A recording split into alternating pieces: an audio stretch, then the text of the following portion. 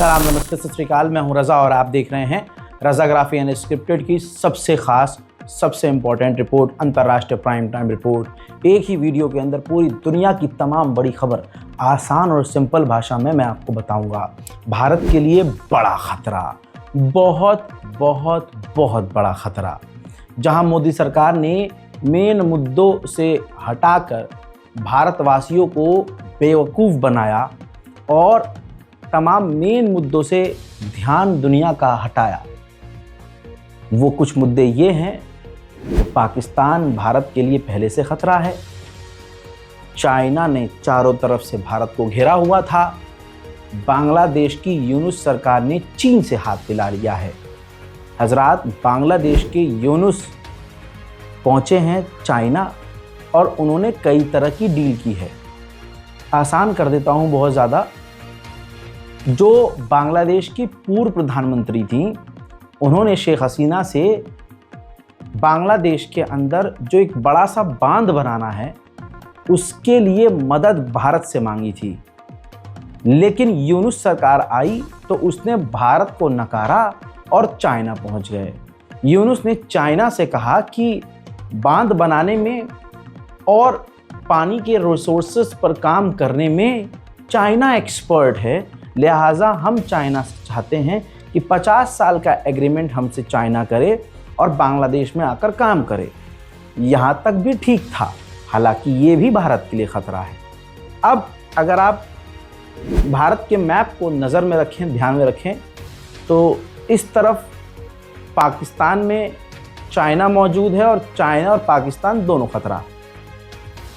ऊपर की तरफ कश्मीर से लेकर आप ऊपर जहाँ भी जाएंगे चाइना मौजूद है और वहाँ सीधा भारत को घेरा हुआ है। अरुणाचल प्रदेश में चाइना ने पहले से ही गांव बसाए हैं और वहाँ मिलिट्री बेस बनाया है। लद्दाख के अंदर हमारी ज़मीन पर 2 गांव बसा लिए हैं, लेकिन हिंदू संगठनों के पिछवाड़े में इतना दम नहीं कि उस पर जाकर कहें कि हाँ, हम यहाँ अपना मंदिर ढूंढेंगे, मंदिर खोदेंगे, मस्जिद तोड़ेंगे और यहाँ से हम अपना मंदिर या शिवलिंग निकालेंगे। इन हिंदू संगठनों का एक काम है भगवान के नाम पर बीजेपी को सपोर्ट करना और तमाम हिंदुओं को बेवकूफ़ बनाना। ये जो बहुत ताकतवर बनते हैं, असल में ये सब के सब एक हिजड़े की फौज है जो कि कुछ नहीं कर सकते। निहत्ते गरीबों और अल्पसंख्यक समुदाय को ही परेशान कर सकते हैं सत्ता की ताकत में रहकर। हजरात, ये तमाम चीज़ें आपके सामने हैं। अब बांग्लादेश ने मांग की है, बल्कि यूनुस ने कह दिया है, चाइना से कहा है कि आप हमारे लाल मोनीरहट डिस्ट्रिक्ट में आइए और वहाँ पर आप अपना एयरबेस बनाइए। बताइए, एयरबेस, ये है सबसे बड़ा खतरा। जो बांग्लादेश का एरिया था, उस एरिया से भारत को खतरा नहीं था। अब यूनुस ने भारत के लिए खतरा पैदा करते हुए इनवाइट कर दिया है चाइना को कि आप हमारे यहाँ एयरबेस बनाइए। इससे क्या होगा? भारत के लिए सीधा खतरा।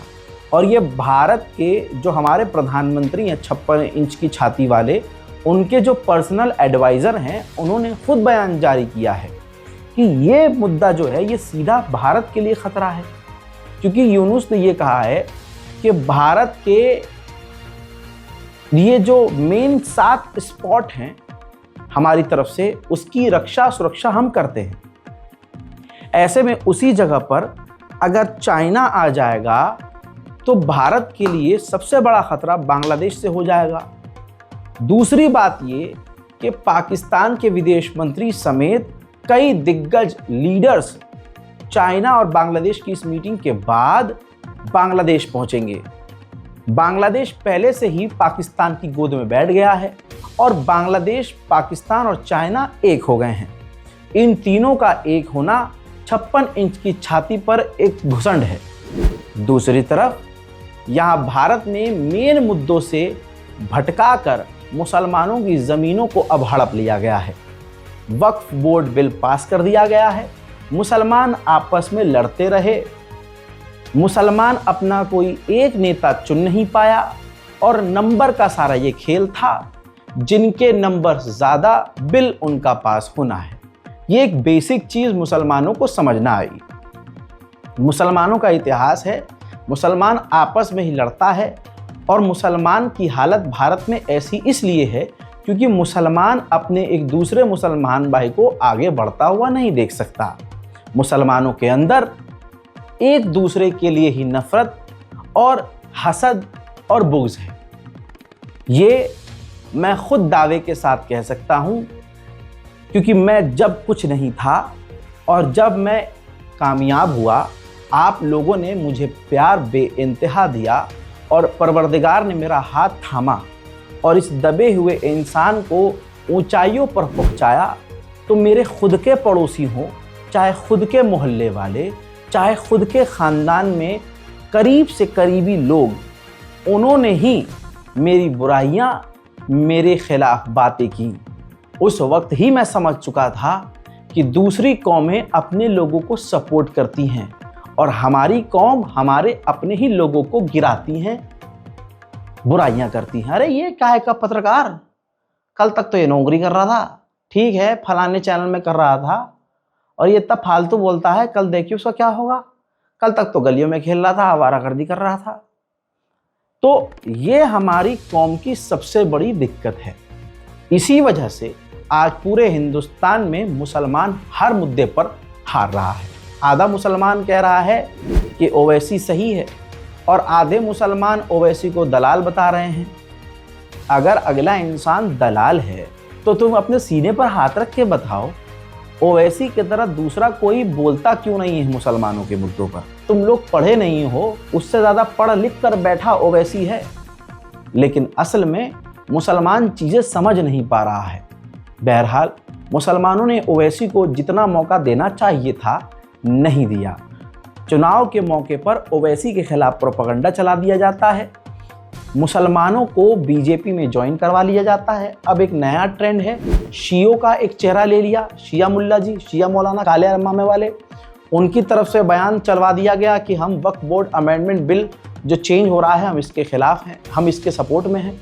इसी तरह से अजमेर दरगाह के हैं मुल्ला जी, ऐसे बहुत सारे लोगों का बयान चलाया गया बार बार। यानी 50 मुसलमानों में से 3 मुसलमानों को ख़रीद कर बीजेपी ज्वाइन करवाकर उनके पापों और गुनाहों की फाइल को बीजेपी ने दबाकर धमकाकर जैसे ज्वाइन करवाया और गोदी मीडिया ने सिर्फ उनके बयान को चलाया और ये दिखाने की कोशिश करी कि पूरे हिंदुस्तान के मुसलमान इस वक्फ बोर्ड अमेंडमेंट बिल के जो चेंजेस हैं उसमें बीजेपी के साथ हैं। ग्राउंड पर ऐसा नहीं है। तो मुसलमानों की हार इसीलिए हो रही है। आगे बढ़ते हैं। भारत में मुसलमानों की ज़मीन को हड़पने का कानून पास करवाकर भारत में मुसलमानों और अल्पसंख्यकों के खिलाफ नफरत फैलाकर भारत के प्रधानमंत्री माननीय नरेंद्र मोदी थाईलैंड पहुंच गए हैं। लौंडों का मन होता है थाईलैंड जाने का और क्यों होता है पता है। जो जवानी में नहीं जा पाया वो बुढ़ापे में जा रहा है, मौज मस्ती करके आया, शायद अल्लाह करे दिमाग शांत हो जाए। लेकिन आपकी स्क्रीन पर रिपोर्ट जो है उसके मुताबिक BIMSTEC समिट वहाँ थाईलैंड में हुआ है, जिसमें भारत के प्रधानमंत्री, भारत के विदेश मंत्री जयशंकर वहाँ मौजूद थे। अगली तस्वीर और मज़ेदार है, जहाँ भारत के लिए बांग्लादेश खतरा है और नेपाल भी भारत को लाल आंख दिखाता है। इस तस्वीर में आप देखेंगे यूनुस खुद प्रधानमंत्री मोदी के बराबर में बैठे हैं और नेपाल के प्रधानमंत्री ओली भी प्रधानमंत्री मोदी के बराबर में बैठे हैं।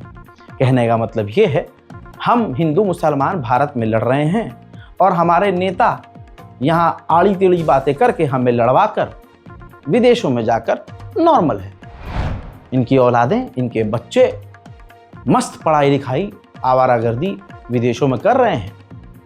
नेताओं ने बड़े बड़े बिल्डिंग, बड़ी बड़ी इमारतें और अपना पार्ट टाइम अलग से बिजनेस खड़ा कर लिया है और यहाँ हम और आप आपस में लड़ रहे हैं। हालात भारत में ये हैं कि अगर कोई सच बोलेगा तो सच को झूठ माना जाएगा, कोई मक्कारी करेगा तो मक्कारों का ही ट्रेंड है। आप जानते हैं ना ट्रेंड किसे कहते हैं, जो चलन चल गया सब उसे ही फॉलो करते हैं। भारत के तमाम हिंदुओं को पता है कि कौन सही है कौन गलत है, लेकिन प्रोपेगेंडा के मुताबिक सभी चलते हैं। जो बात मैंने 4 दिन पहले दिखाई और बताई और भारत के प्रधानमंत्री और भारत की इस बीजेपी का दोगलापन दिखाया, वो एक बार फिर से इंटरनेशनल प्लेटफॉर्म पर आ गया है। जो बात मैंने कही थी वही हुई। 4000 एकड़ ज़मीन पर, भारत की ज़मीन पर चीन का कब्जा है। इसी बात को उठाते हुए राहुल गांधी, जो कि सिर्फ भारतीय आण भक्तों की नज़र में पप्पू है, उसने मुद्दे की बात कही। कहा कि 4000 वर्ग किलोमीटर की ज़मीन पर चीन का कब्जा है और विदेश सचिव हमारे गलवान के जवानों की शहादत पर केक काट रहे हैं। पीएम चीन को चिट्ठियां लिख रहे हैं। मोदी सरकार असल में खुद कंफ्यूज है, लेकिन मोदी सरकार को अच्छे से पता है कि चाइना एक बड़ा खतरा है। सामने से भिड़ने की औकात इस बीजेपी की है नहीं। लेकिन दूसरी तरफ आपको इस रिपोर्ट के जरिए कंफर्म कर दूं कि चिकन नेक जो है, जो भारत का हिस्सा है, अगर आप मैप में देखेंगे चिकन नेक जो है वो बिल्कुल नेपाल के करीब पड़ता है। ज़रा सा एरिया है जिसकी वजह से दूसरा हिस्सा भारत से जुड़ा हुआ है। अगर इसको काट दिया गया तो भारत का एक बड़ा हिस्सा हमसे अलग हो जाएगा और चीन यहाँ पर पहले से ही तैनात है। खबर ये है कि इंडियन आर्मी बड़ी तेज़ी से वहाँ डिप्लॉय की जा रही है। जहाँ हमारा टकराव बढ़ रहा है और मोदी जी नॉर्मलाइजेशन चीन से कर रहे हैं, वहीं पर सब कुछ अगर ओके की रिपोर्ट है तो फिर चिकन नेक पर इंडियन आर्मी तैनात क्यों हो रही है? दाल ही पूरी काली है दोस्तों। पेशाब के नशे में ऐसे बहुत सारे हिंदू युवा और युवक चीखते नजर आए कि क्या है अमेरिका, क्या है बे तू। आज मोदी जी की वजह से हम कहते हैं तू क्या है बे। हजरात, हकीकत दरअसल कुछ और है। 26% अमेरिका ने भारत पर टैरिफ लगाया, जिसकी वजह से इंडियन एक्सप्रेस की रिपोर्ट आपके स्क्रीन पर है। रिपोर्ट के मुताबिक भारत पर जो मोटे टैक्स लगा दिए हैं, भारत में मेडिकल इंडस्ट्री को तगड़ा नुकसान इससे होगा। भारत के अंदर अस्पतालों में, एडवांस हॉस्पिटल्स के अंदर एडवांस इक्विपमेंट्स अब भारी मात्रा में महंगे हो जाएंगे और ऐसे में भारत को मोटा नुकसान उठाना पड़ेगा। लेकिन मेन मुद्दों से बहकाया जा रहा है और सिर्फ मुसलमानों को परेशान करके, संसद में हाउ हाउ करके, मुसलमानों के खिलाफ बयानबाजी करके सिर्फ हिंदुओं को बेवकूफ़ बनाया जा रहा है। और हिंदू बेवकूफ़ बन नहीं रहे हैं, वो जानबूझकर खुश हैं इस चीज़ में। हाँ, जो हो रहा हो भारत के खिलाफ, वो उस पर हम नहीं बोलेंगे, बस मुल्लों की चूड़ी टाइट होनी चाहिए। इस सोच की वजह से आप देख रहे हैं कि यूपी के हमारे सीएम साहब योगी आदित्यनाथ दोगला बयान देते हैं। कहते हैं कांवड़िए सड़क पर चलेंगे लेकिन सड़क पर नमाज नहीं होगी। कानून अब भारत में मुसलमानों के लिए अलग है। उधर निर्मला सीतारमण, जिन्होंने रबड़ की तरह तमाम भारतीयों को लूट लिया है, ये औरत अब बरतानिया और अमेरिका जाएंगी भीख मांगने, ट्रेड और टैरिफ पर बात करने। जिसने मोदी की नहीं सुनी, उस औरत को लगता है कि वो इनकी सुनेगा। जाइए और रिजल्ट हम खुद देख लेंगे। इंडियन डिफेंस कंपनी पारस इंडस्ट्रीज ने इजराइल की कंपनी के साथ डील की है। इजराइल जो खतरनाक ड्रोन बनाता है, उसके अंदर जो कैमरा लगे होते हैं हाई क्वालिटी के, वो कैमरा भारत की डिफेंस कंपनी पारस बनाएगी। हजरात, उधर जहां पार्लियामेंट में शोर मचाकर वक्फ की ज़मीनों को लूट लिया गया, जहां पर औरंगजेब को उठ, हम लड़ने आए हैं, हम मिटा देंगे तुम्हें, और छावा फिल्म को दिखाकर तमाम बेचारों को उकसाया गया और उनको थिएटर के अंदर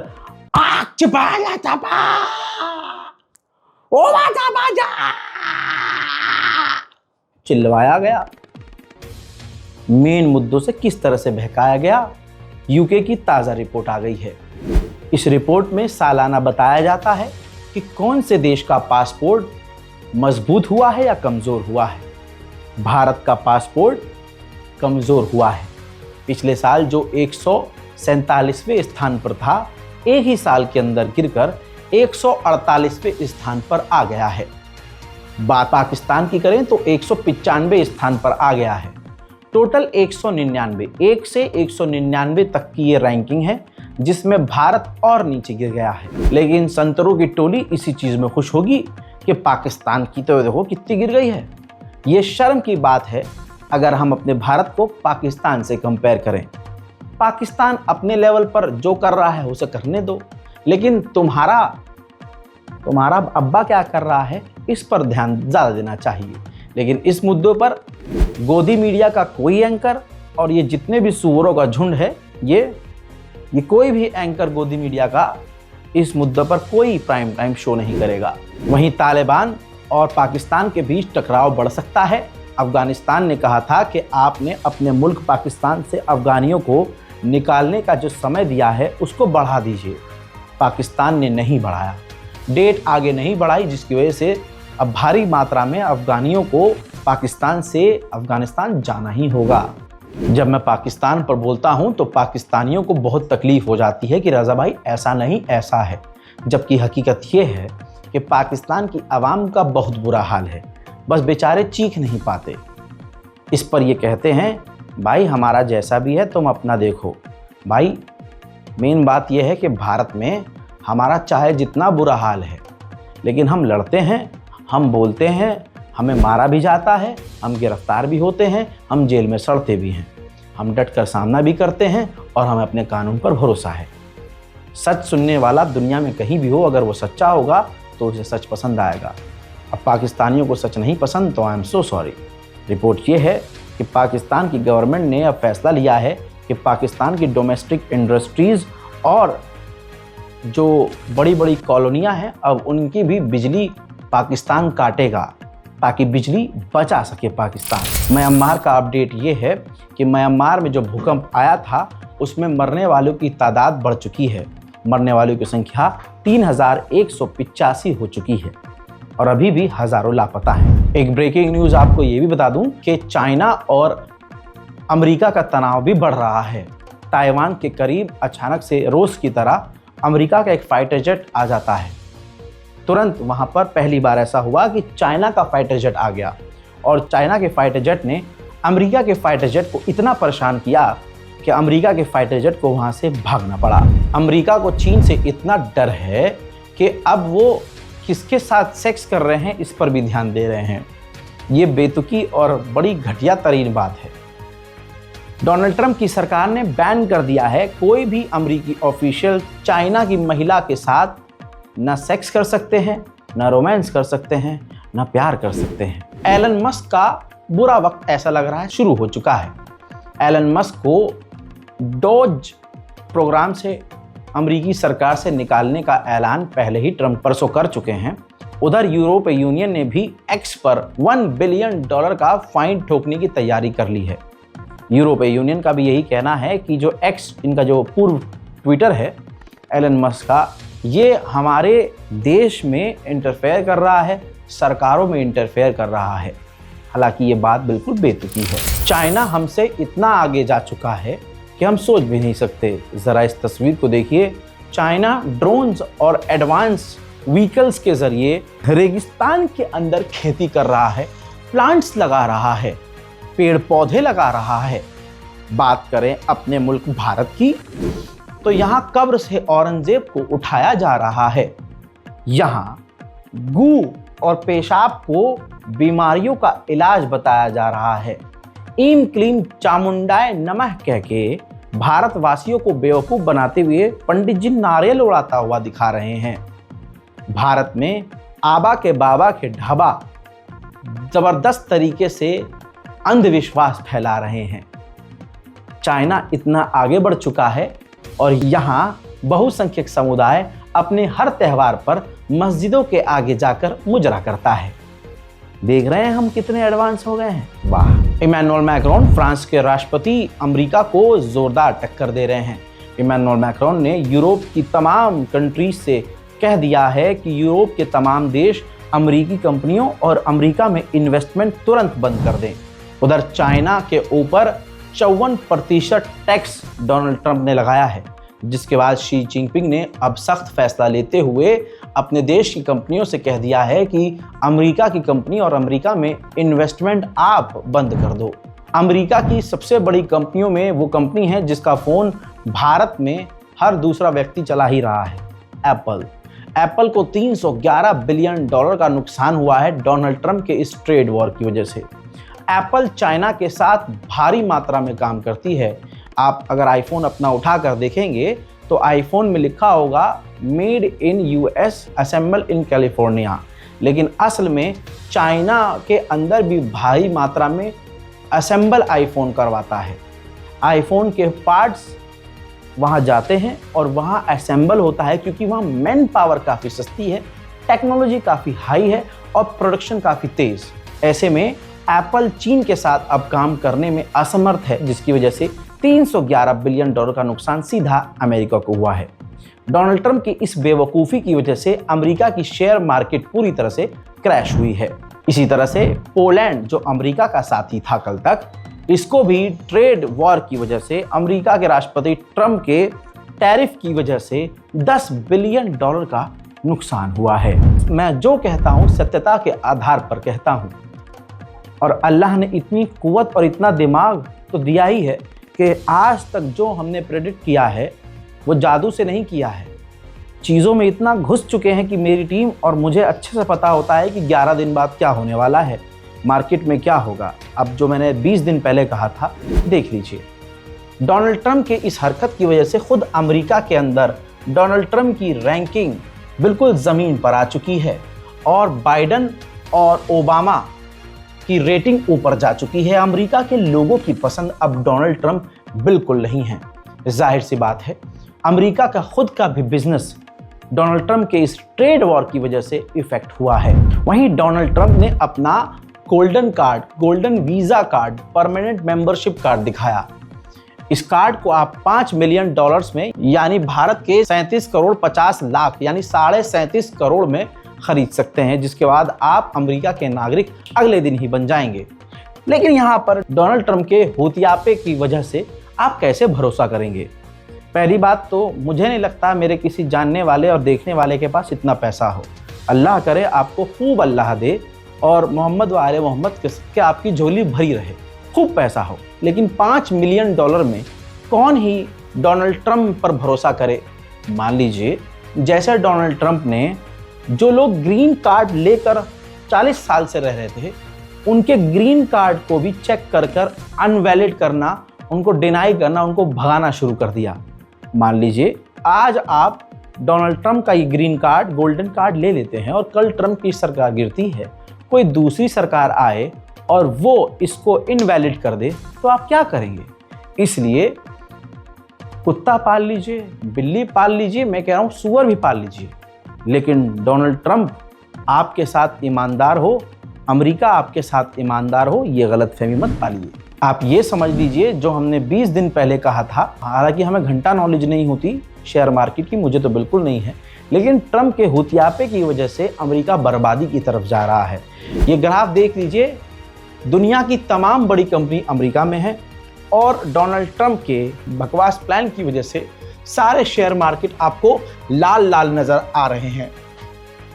टोटल नुकसान अमेरिका की शेयर मार्केट को 3 ट्रिलियन डॉलर का हुआ है, जिसमें दुनिया की तमाम बड़ी कंपनियां हैं, जैसे Apple, Nvidia, Google, Microsoft, Amazon, visa card, Tesla, Facebook यानी मेटा और नेटफ्लिक्स जैसी तमाम बड़ी कंपनियों को तगड़ा नुकसान हुआ है।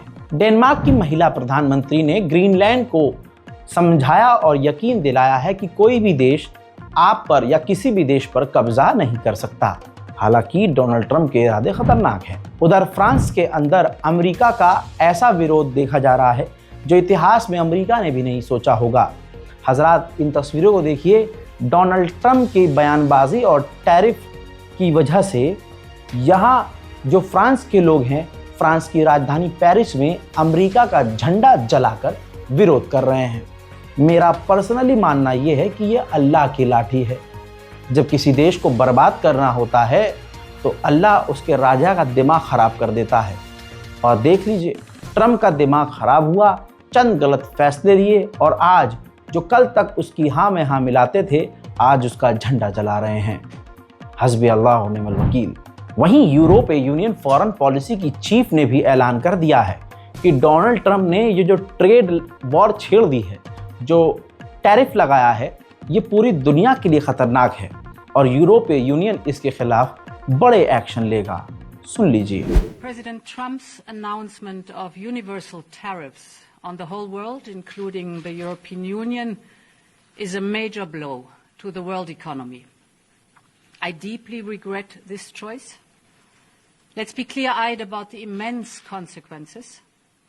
The global economy will massively suffer. Uncertainty will spiral. मोहतरम हजरात, आज के इस इंटरनेशनल प्राइम टाइम में इतना ही। चैनल को सब्सक्राइब जरूर कीजिए, वीडियो को लाइक कीजिए और अपनी राय कमेंट में जरूर लिखिए। जय हिंद।